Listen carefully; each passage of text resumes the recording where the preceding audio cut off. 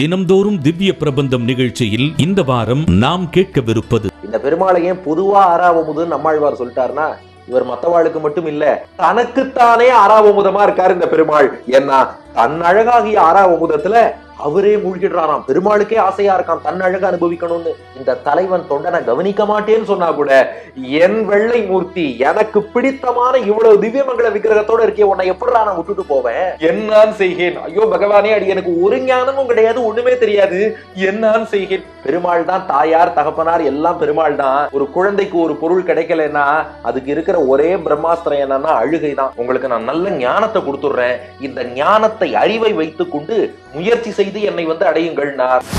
தினம்தோறும் திவ்ய பிரபந்தம் தினமும் காலை 8:30 மணிக்கு காணத் தவறாதீர்கள். Co-powered by MGM Healthcare Chennai. Co-sponsored கோபுரம் மஞ்சள் தூள் மற்றும் குங்குமம். Freight Consolidators, your global logistics partner. Associate sponsor Sivashree Developers.